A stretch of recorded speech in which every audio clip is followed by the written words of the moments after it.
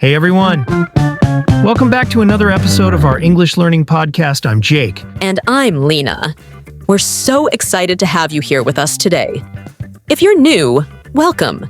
If you've been listening to us for a while, welcome back. That's right. And let me tell you something.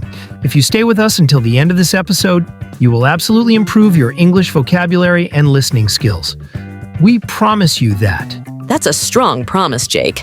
But I completely agree. These are words that will help you sound more natural and confident in conversations. So let's not waste any time and jump right into it. The first word is consider. This means to think about something carefully before making a decision. For example, before accepting the job offer, she wanted to consider all her options. That's a great example. I actually used this word a lot when I was deciding whether to move to another city for work. I had to consider the cost of living, the job opportunities, and of course the weather. Oh yeah, I remember that. You kept saying, I need more time to consider this decision. Exactly. So listeners, how about you? What's something important that you had to consider recently? All right, moving on to our second word, require. This means that something is necessary. For example, this job requires excellent communication skills. I love this word because it's used in so many situations. When I was applying for university, I had to check all the admission requirements to make sure I was eligible.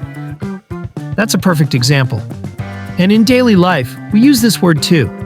For instance, learning a new language requires patience and practice. Oh yes, and let's not forget, this podcast requires your full attention, so stay focused. Next up, we have maintain. This means to keep something in good condition or at a certain level. For example, he works out every day to maintain his fitness. Oh, this is a great word. I always tell myself I need to maintain a healthy work-life balance, but it's easier said than done. Tell me about it. I try to maintain a healthy diet, but then I see a delicious pizza, and everything falls apart. I can relate to that. What's something you try to maintain in your daily life, listeners? All right, our fourth word is achieve. This means to successfully reach a goal or result. For example, she worked hard to achieve her dream of becoming a doctor. This is such a powerful word. I remember when I ran my first marathon. It was so difficult. But when I crossed the finish line, I felt like I had achieved something incredible. That's amazing. I felt the same way when I got my first job. I worked really hard, and when I finally got the offer, I felt like I had achieved something meaningful. What's something you have achieved recently, listeners? Let us know in the comments. We have establish. This means to create or set up something. For example, the company was established in 1995. I love this word. It's great for talking about businesses, habits, or even relationships. For example, it's important to establish good study habits. That's so true. And when I moved to a new city, I had to establish new friendships, which wasn't easy at first, but totally worth it. That's a great example. So listeners, what's something new that you have established in your life recently? The sixth word is determine. This means to decide something based on facts or evidence. For example, the test results will determine if she gets the job. That's a great example.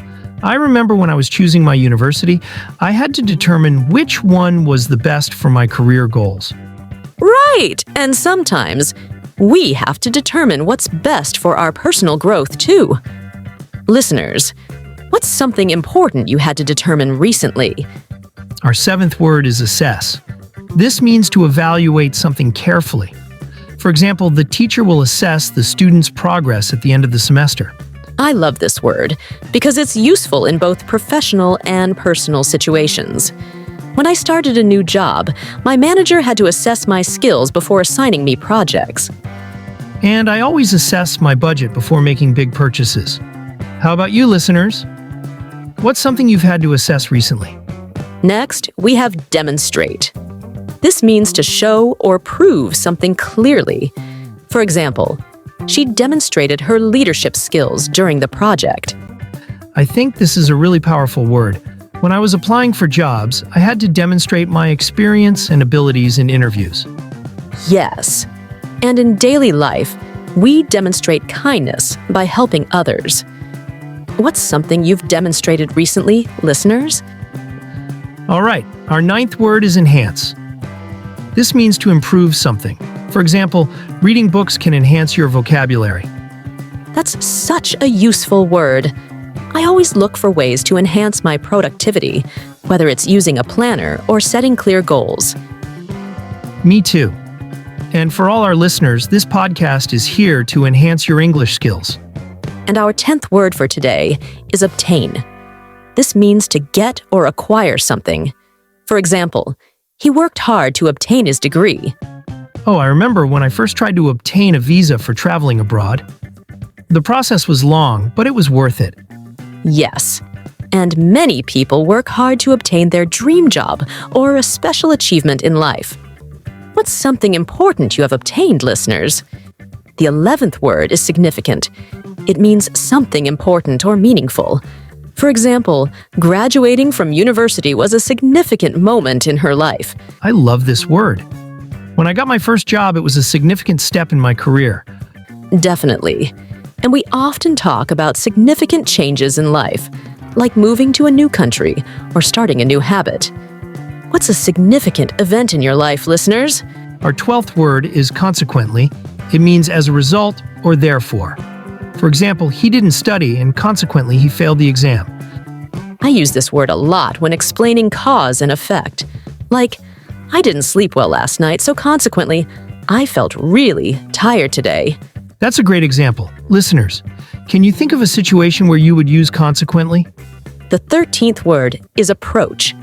It means a way of dealing with something. For example, she has a unique approach to solving problems.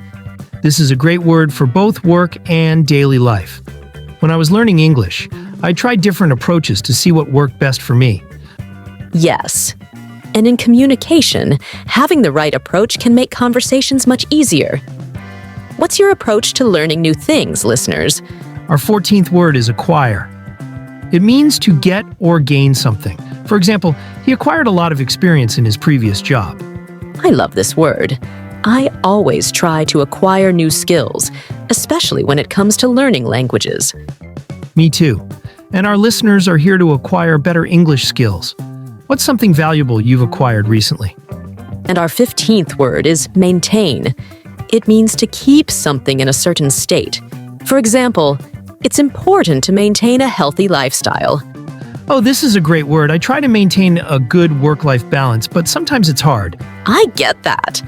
And for all our listeners, you should maintain your English practice every day to improve. What's something important that you maintain in your life? All right, let's start with our first phrasal verb. Bring up. This means to mention or start talking about a topic. For example, in meetings, my boss always brings up new ideas for the company. That's a great one. I remember when I was a kid, I was too shy to bring up my concerns in class. But later I learned how important it is to speak up. That's a perfect example. Another way we can use bring up is in phrases like, I don't want to bring up bad memories. Or, she brought up an interesting question in the discussion. Exactly. All right, let's move on to the second phrasal verb. Carry on. This means to continue doing something. Yes, for example, even when I make mistakes while speaking English, I just carry on and try to learn from them. That reminds me of when I first started learning a new skill. I felt discouraged at first, but I carried on and eventually got better. That's a great example. We can also say, please carry on with your work, or, despite the difficulties, he carried on with his studies. Love it. Okay, now on to our third phrasal verb, figure out. This means to understand or find a solution to a problem. Right. For example, I had no idea how to use a new software program, but after some practice, I figured it out. Exactly. I always try to figure out the meaning of new words by looking at the context instead of using a dictionary right away. That's a great tip. All right, Moving on to our fourth phrasal verb, put off. This means to delay or postpone something. Yes. For example, I sometimes put off studying because I get distracted by my phone. Absolutely. I used to put off learning English, but once I started practicing consistently, I realized how important it is to stay committed. That's so true. And now, our last phrasal verb for today, run into. This means to meet someone unexpectedly. Great phrase. For example, yesterday I ran into an old friend at the grocery store and we had a great conversation. Yes. And before we go, we want to hear from you. What's a goal you have achieved recently?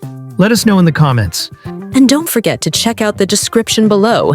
We have a playlist with more episodes to help you improve your English. And before we go, we want to hear from you. What's a goal you have achieved recently? Let us know in the comments. And don't forget to check out the description below. We have a playlist with more episodes to help you improve your English. If you enjoyed this podcast, make sure to like the video, subscribe to our channel, and hit that notification bell so you don't miss future episodes. Thank you for your support. See you next time. See you soon.